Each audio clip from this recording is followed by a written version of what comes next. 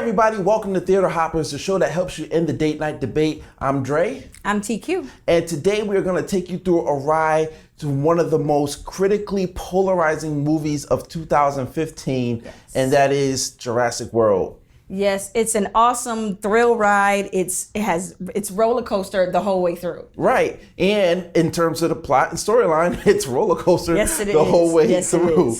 I mean, listen, if you're looking for a good time movie, this is definitely a good time movie. Right. But the movie is not perfect by any stretch of the imagination. Right. So give us the rundown. Who's in it? Well, we have Chris Pratt, we have Bryce Howard, Vincent D'Onofrio, we have Jake Johnson, BD Wong. We have a whole lot of people, big name actors that actually sometimes it's really good and then sometimes it's like, okay, oh, really?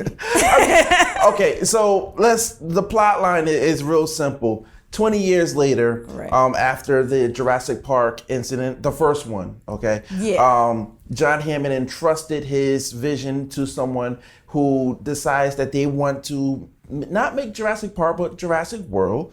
But we are coming to a crossroads in the attendance where people are getting bored of seeing actual real life that's not supposed to be existent in any world. So how dinosaurs. Do you get bored? How do you get bored with something that's not supposed to be there? Well, I mean, this is a cell phone, selfie, texting, Facebooking They're generation. dinosaurs. I get it. They're dinosaurs. So anyway, they're bored of these dinosaurs, and they decide that corporate says, well, we got to give them a new attraction. Now, throughout this ridiculous product placement, yes, all right, and everywhere, right, you and see even everything. in the plot line, they're trying to woo Verizon to come in and sponsor this. One of the things there. So they end up creating this Frankensteinosaurus. That's not the real name.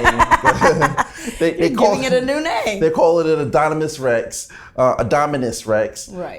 But I call it Frankensteinosaurus because of how they made it. And they're trying to figure out, what's the best way to present it and everything like that. But along the line, you have Chris Pratt's character, who is a former Navy SEAL who trains velociraptors. Stop me when I'm, confusing you here. Yeah, all right? Yeah. I'll start throwing things in as the story goes. I'll start throwing things in because that's basically how the movie went. There's some parts of it that you just didn't need. Right. In the movie, there were some things that's like, okay, so why is this here? Why is this relevant? Right. Now, I mean, I can get now. Vincent D'Onofrio's character plays a private military contractor, PMC, if you will. Anybody who's a Metal Gear fan, you know what PMCs are. But he comes in and he's talking to Chris Pratt, and he's like, "Listen, I want to put these things out in the field, and I want them to fight for us." And he wants to weaponize velociraptors. And yeah, right. That sounds disturbing. Right. Now, it really does. Now here's the deal. I can get the premise of, okay, attendance is low in this theme park, so we need to do something to attract. But the whole weaponizing dinosaurs thing. Yeah, that should have been a different movie. That's a whole it should have been a different movie. I mean, and if that was the only premise of the movie, then I can even get that. But it's not. I mean, he's basically the militarization of the velociraptors are a subplot to the main story. But you don't find that out till later in the movie. But here's the thing. Everything's a subplot to the main story. We don't know what the main story is because you have the two boys. Yeah, you have the nephews that's there. Right, and the aunt who was played by Bryce. Right. Bryce Howard. And she, the high heel sprinting. I mean, listen, if there was an Olympic event for high heel sprinting, she won. She won. Gold medal. Ladies, we can do it. We can run through mud and from everything with high heels on. All right. So, but she plays this really uptight, by the book, schedule everything. I mean, doesn't even have time to see her nephews. Right. So now they get separated and they end up ditching the assistant that's supposed to be babysitting her. Yeah. And now she's still trying to deal with the whole Frankensteinosaurus ordeal. And now she's got some kind of love thing with. I mean, there's so many things going on. There's like 3 or 4 different plots going on at the same time. You have the conflicted you have the conflict with BD Wong and him being the actual Dr. Frankenstein, Frankenstein, with the whole dinosaur bit. I mean, it's really a lot going on. It's a lot going on, but in all, I thought the movie was fun. It was a lot of fun to see the things that they did create, to see the little kids riding on top of the dinosaurs. It was really fun. It was fun to watch. Right. Now, not to all the plot lines aside, if you're looking for a fun movie, this is a fun movie. Yes, it is. Okay. Now they have the dinosaurs and how they are interacting with the humans. Yes. You got the whole gyroscope.